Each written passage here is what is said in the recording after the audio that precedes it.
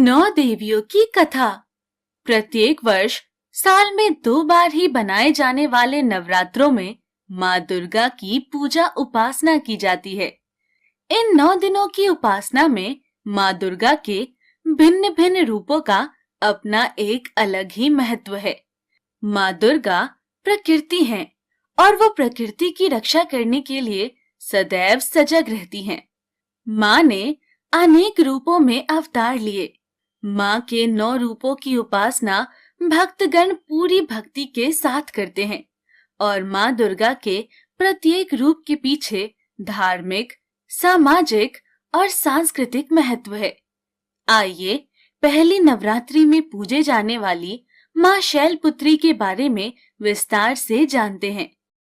माँ दुर्गा का सर्वप्रथम रूप शैलपुत्री है। हिमालयन के यहाँ पुत्री के रूप में जन्म लेने पर उनका नाम सती पड़ा।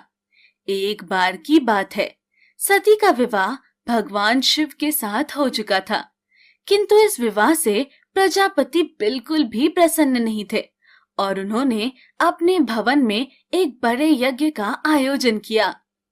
स्वामी, आपने सब देवी देवताओं, गंधर्व, अपनी पुत्री, अपनी जमाताओं सबको इस यज्ञ में शामिल होने का न्योता दिया है, किंतु स्वामी आप भूल रहे हैं कि आपने महादेव और सती को इस यज्ञ में नहीं बुलाया। कौन महादेव? वो जो हर समय मरे हुए लोगों की भस्म से अपने शरीर को रंगते हैं, जिनके इर्द गिर्द दैत्य और गणों का जमावड़ा रहता है। उस पुत्री को निमंत्रण दूं जिसने अपने लिए एक ऐसे वर की इच्छा की है। मैं इस महायज्ञ में ऐसे किसी भी साधु को आमंत्रित नहीं करूंगा जिसके माता पिता तक का नाम भी ना पता हो। किंतु स्वामी, ये तो आप अपनी पुत्री के साथ अन्याय करेंगे। अगर अन्याय है तो अन्याय ही सही, लेकिन मैं महादेव और सती को अपने महायज्ञ में आमंत्रित नहीं करूंगा। प्रजापति महायज्ञ की तैयारी कर रहे थे और जैसे ही ये सूचना माँ सती को मिलती है तो वो महादेव से बोलती हैं। महादेव, स्वामी, क्या आपको पता है कि पिताजी ने महायज्ञ का आयोजन किया है और उसमें सभी देवी देवतागण, विष्णु, ब्रह्मा, मेरी बहनों तक को बुलाया है। चले स्वामी, हम भी चलते हैं। इस बहाने से मैं अपनी बहनों और माता से मिल लूंगी। माँ सती की बात सुनकर महादेव मुस्कुराने लगते हैं। स्वामी, आप यहाँ मंद मंद मुस्कुरा रहे हैं। आप मेरी मन की व्यथा नहीं समझ रहे हैं। पिताश्री ने इतने बड़े यज्ञ का आयोजन किया है, हमें वहां जाना चाहिए। प्रिय, ये अच्छी बात है कि आपके पिताजी ने एक महायज्ञ का आयोजन किया है तथा सभी को आमंत्रित किया है, किंतु सती, तुम भूल रही हो कि उन्होंने हमें आमंत्रित नहीं किया है और बिना किसी के निमंत्रण के जाना सभ्य नहीं होता। आप भी कैसी बातें कर रहे हैं महादेव? भला एक पिता अपनी पुत्री को निमंत्रण पत्र क्यों देगा? ये तो पुत्री का कर्तव्य है कि अगर उसके मायके में कुछ हो रहा है तो वो बिन बुलाए चली जाए। नहीं प्रिय, ये बिल्कुल अनुचित है। माना वो तुम्हारे पिता हैं और तुम उनकी पुत्री हो, किंतु तुम अब विवाहित हो। तुम्हारा विवाह मेरे साथ हुआ है। मैं ये नहीं कहता कि प्रजापति मुझे आकर निमंत्रण दें, लेकिन अगर उन्हें तुम्हें बुलाना होता तो वो तुम्हें निमंत्रण अवश्य देते। इसीलिए हम दोनों का वहां जाना उचित ना होगा। किंतु माँ सती ये जानने के बाद कि उनके पिता प्रजापति ने यज्ञ का आयोजन किया है तथा सभी को आमंत्रित किया है, अपने आप को रोक नहीं पाती। वो महादेव से आज्ञा लेकर अपने पिता के यहाँ जाती हैं। पिताजी, आपने इतने बड़े यज्ञ का आयोजन किया और अपनी पुत्री को नहीं बुलाया। मैंने जिन जिन लोगों को आमंत्रित करना था उन सबको आमंत्रित कर लिया है, और वैसे तुम बगैर निमंत्रण के यहाँ आई हो। आप अब ऐसा तो मत कहिए। सती कितने दिल से आई है। आओ पुत्री, तुम्हारा स्वागत है। महादेव नहीं आए? माँ, मुझे जैसे ही पता चला महायज्ञ हो रहा है, मैं यहाँ आ गई। मैंने महादेव से कहा था, किंतु उन्होंने कहा कि बगैर निमंत्रण किसी के यहाँ नहीं जाना चाहिए। सती, तुमसे समझदार तो तुम्हारा वो पति ठहरा शमशान की राख को शरीर पर लपेट कर रहने वाले का मेरे यज्ञ में कोई स्थान नहीं है। पिताजी, आपको जो कहना है मुझे कह लीजिए, लेकिन महादेव के बारे में अन्यथा कोई भी अपशब्द मत बोलिए। क्यों ना कहूं? क्या वो इस यज्ञ में आने के योग्य है? भूत पिशाचों के बीच में रहता है, घर तक नहीं है उसके पास। मुझे तो तुम्हें भी इस हालत में देखकर आश्चर्य होता है। तुम भी उसके साथ साथ रहकर उसी के जैसी हो गई हो। देखो अपनी बहनों को, उनके पतियों को, सबके वस्त्र देखो, आभूषण देखो। आखिर उस अघोरी ने तुम्हें दिया ही क्या है? बस कीजिए पिताजी, मैं आपको कुछ नहीं कह रही हूँ, तो आप महादेव के बारे में कुछ भी बोले जा रहे हैं।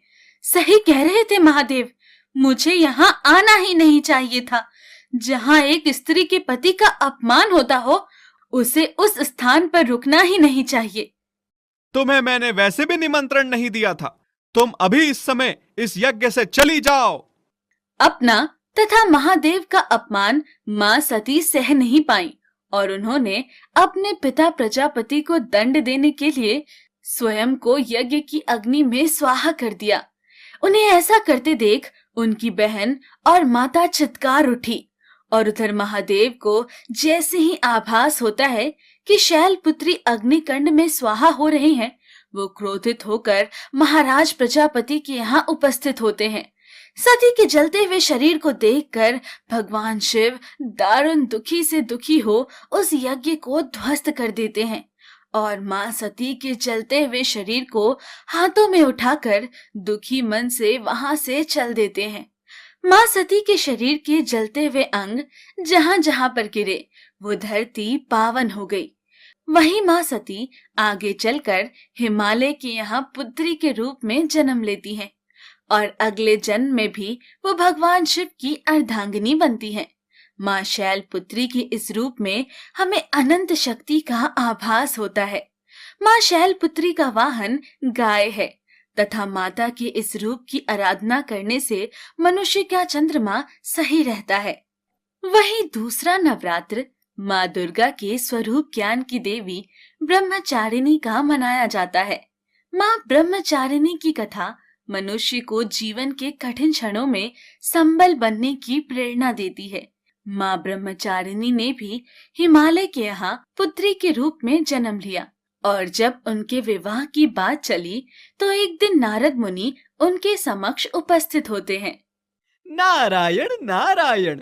हे माते, आपके घर में आपके विवाह की बातें चल रही हैं, किंतु मैं यहाँ ये अवगत कराने आया हूँ कि आप अपने पिछले जन्म में सती थी और आप भगवान शिव की अर्धांगिनी थी। आपके देह दाह करने के पश्चात भगवान शिव घोर तपस्या में लीन हो गए।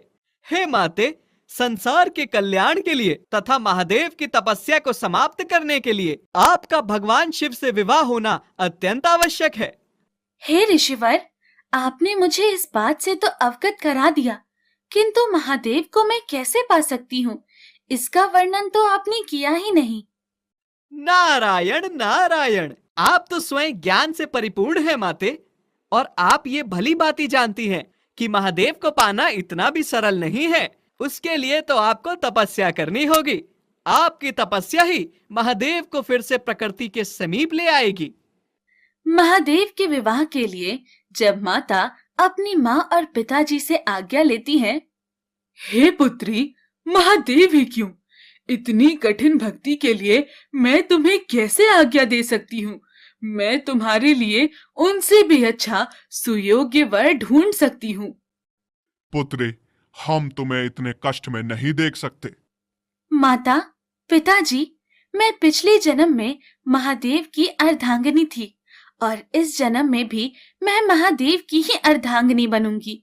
इसके लिए मैं भगवान महादेव की कितनी भी कठिन उपासना कर सकती हूँ। मुझे मेरे कर्तव्य से ना रोके। आप दोनों मुझे आज्ञा दें कि मैं अपनी तपस्या में सफल हो जाऊं। माँ को अपने वचनों पर अडिग देखकर उनके माता पिता उन्हें तपस्या की आज्ञा दे देते हैं। भगवान महादेव के बारे में सब जानने के बाद माँ ब्रह्मचारिणी उपासना में बैठ जाती हैं और लगातार 1000 वर्षों तक वो महादेव की तपस्या करती हैं।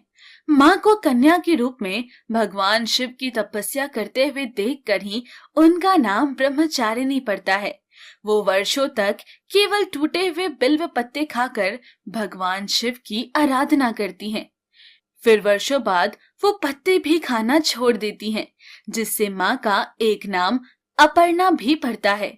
माँ इतनी कठिन तपस्या कर रही थी कि उनका शरीर एकदम छिन्न हो जाता है। ये देखकर सब देवता चिंतित हो जाते हैं। तब भगवान ब्रह्मा सब देवताओं के साथ माँ के पास आते हैं।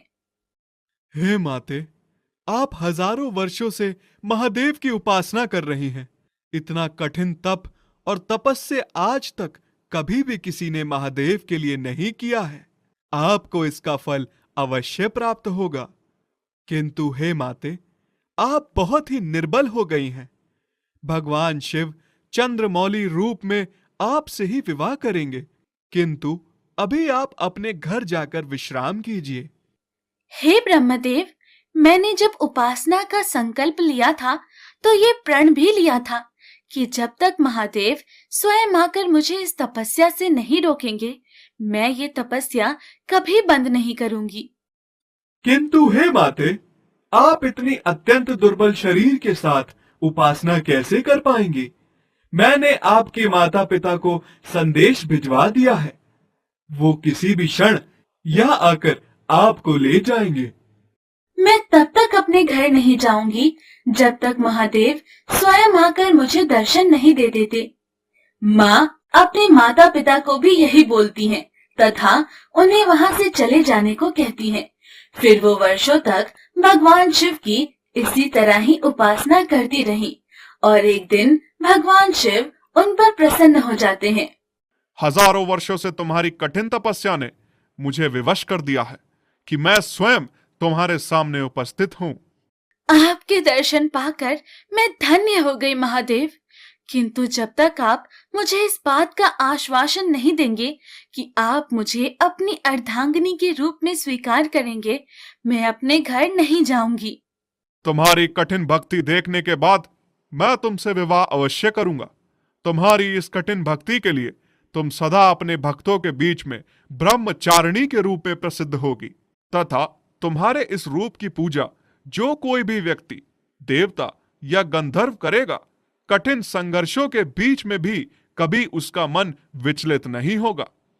भगवान शिव के दर्शन देने पर तथा सभी देवी देवता भी उस समय वहां उपस्थित हो जाते हैं और भगवान शिव से आग्रह करते हैं कि वो जल्द से जल्द माँ से विवाह कर पृथ्वी पर हो रहे अत्याचारों को समाप्त करें। उसके बाद माँ ब्रह्मचारिणी अपने घर लौट आती हैं और कुछ समय पश्चात भगवान शिव का विवाह उनके साथ हो जाता है। माँ के हर रूप की अपनी एक अलग ही महिमा है। वो हमें कठिन से कठिन समय पर विचलित न होने का संदेश देती हैं तथा अपने कर्म को सर्वोपरि रखने का उद्देश्य भी देती हैं। और जो भक्त माता का स्मरण दिल से करता है, उसकी सभी मनोकामनाएं पूर्ण हो जाती हैं।